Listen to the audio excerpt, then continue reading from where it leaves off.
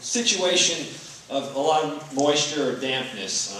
If you can't do it right now under those situations, it's going to be a lot harder doing it in a survival situation where you've just witnessed complete chaos or an earthquake. You're not going to be thinking straight. So learn your skills now. That could be simple as starting the fire. Flint and steel, it's been around forever. This is the one guaranteed way of starting a fire. Guaranteed. I could take my lighters, my matches, and put them in a 5-gallon bucket, leave them there for a little bit, pull them all out. In a few minutes, I will get a fire going with flint and steel, compared to a lighter, compared to matches. If you have kids, it's an excellent skill to spend some time, spend an hour with them, take them outside, and learn how to do it. This is a magnesium bar. You take your knife, and you scrape it, and this is very, very flammable. So it's very easy. When you spark it, it will go up, and it will be very hot, and you can get a fire going. It's a good skill if you have children, so they can learn. With the personal hygiene, toilet paper, the currency of the future probably. You can't have enough of that, and make sure you have enough in here. It's another thing that you can use for charity. You know, people are going to have to go. And that's a whole different class. How do you dispose of human waste under a condition of chaos? You need to do it right so you don't cause more problems down the road. But toilet paper. Tools you might need. In my sustainment bag, I have a small axe. Why do I have a small axe? Why do I have a big crowbar?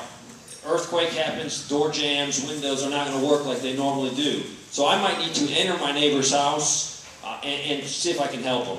Having those tools where I just grabbed them and left the house in the front yard is what I want. I can have all the tools I want, but if my house is sitting on top of them, it's not going to do any good. I don't carry it in my 72-hour bag, but I do carry a lightweight hatchet. Worth its weight in gold. You can make shelter with it. You can do a lot of things if you get the training. You can break a car window if you need to get into it. You can do whatever you want. But if you don't have this, you ever try to break a car window with your fist? You're not going to do it. I guarantee you. With this, I can break it very easily and gain entry into a car. All kinds of tools out there. Gerber saws. I carried one of these in the Army. It was great. Making positions. Highly recommend it. Multi-tools, good quality knives. That's an all. Everyone knows you need to have that. Let's talk about Gerber and other tools that are really good quality. You know, you might carry your favorite knife here. You carry your favorite knife here, and you think, I don't need to put a knife in my bug-out bag because I always got my knife here. But at 3 o'clock in the morning, when you jump out of bed in your underwear and run out the door with your bug-out bag, guess where the Gerber knife's going to be, or your favorite knife? It's going to be on the nightstand. So buy a cheaper knife, buy whatever you have, and put it in the bag. The bag needs to be 100% complete. And in your head, never take anything out of your bug-out bag. Don't do it. You say, well, I could use that hatchet outside. Let me get that hatchet out and go use it in the yard, because that's what's going to happen in the hatchet. It's going to be put in the shed at the end of the day. I'll just throw it in the shed. So whatever you put in your bug-out bag, just a fast rule, don't touch it. Because I've done that mistake. I've done that. Got in the bag and then realized later on, hey, I don't have that in there. I don't have that in there. Whatever you put in your bug-out bag stays in your bug-out bag for that purpose. Cooking. A lot of this food over here, other than the freeze-dried, you don't need food or water. MREs you can eat cold. It doesn't taste as good, but it's totally edible. And nowadays, a lot of the MREs come with a heater. A heater is you simply add a little bit of water, drop your meal inside it, and you're going to have a hot meal in a few minutes. And the instructions are on them, so if you don't know how to do it, just a little bit of reading, you can figure it out in about a minute.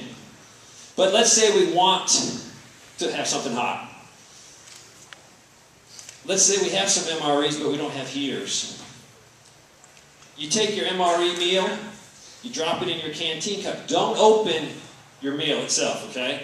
Because if you open it, you squeeze that in there. Now after you eat it, you're going to have to clean the container. Just warm it up. Just put it hot water in there. That water can be reused for hot chocolate, so you're not wasting it. Cook your meal. When you think it's warm enough, knead it a little bit. That gets the heat transferred through. Open your container. Eat right out of here. You can cut this right here. Cut it right here. And you can eat right out of this container. The nice thing about this, if you're really hungry, you slice it all the way, and you can finish licking it. If in a survival situation, you will want every calorie you can get. Every calorie. I've done it many times. Lick that thing clean when you're out in the woods, out in the field. Now, I have hot chocolate. I can mix some hot chocolate up, and at least I'm good to go. So there's a lot of ways you can cook. You can use some sticks and make a fire. Everyone knows how to do that. There's some simpler ways they've come up with. Everybody knows what sterno is. These stoves fold down, very good, compact. Walmart, a few dollars. It's nothing big. They have other stoves. These stoves will fold, and inside them usually they have the tablets or the thing that's going to make it heat up. There's all kinds of tablets on the market that you can boil water, and they're actually very efficient, and they boil water very quickly. You're not going to waste a lot of time. They have gel products out there. You just squirt the gel product in the bottom, light it, and you have boiling water in about 3 minutes. Put your canteen cup on top, and away you go. I went pretty quick over this. What I really want to tell you is you need to start doing it. I mean, you can have all the great intentions in the world, say, I'm going to do a bug out bag. But if you don't do it, it's worthless. Some other items that you probably could add, there's a million items you could add. Whatever you think you will need in your situation, add to your bug out bag. Now, you might put all this stuff out and get your bag here and you start packing it, and then you lift your bag up and it weighs 127 pounds. At this point, the kitchen sink needs to come out and all that other junk that you don't need.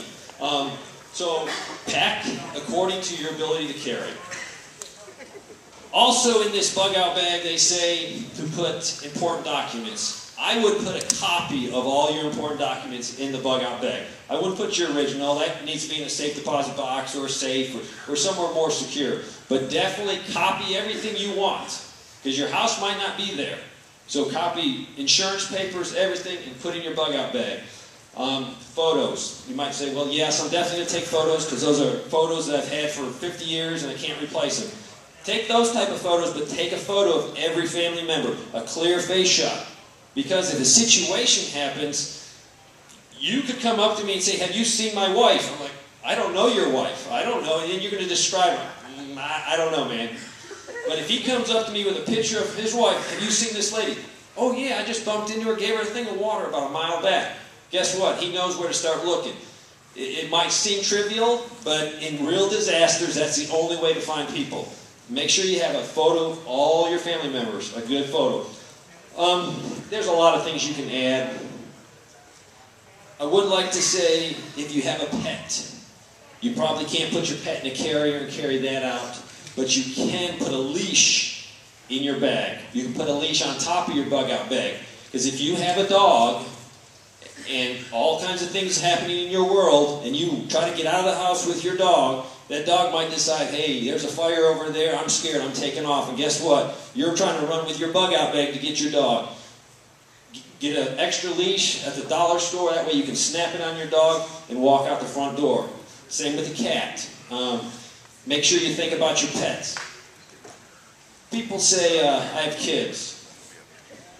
That could be the most important thing in your bug out bag. A toy for your 2-year-old, a toy for your 3-year-old. Don't forget about that. They're going to be stressed just like you're stressed. They're going to feel it.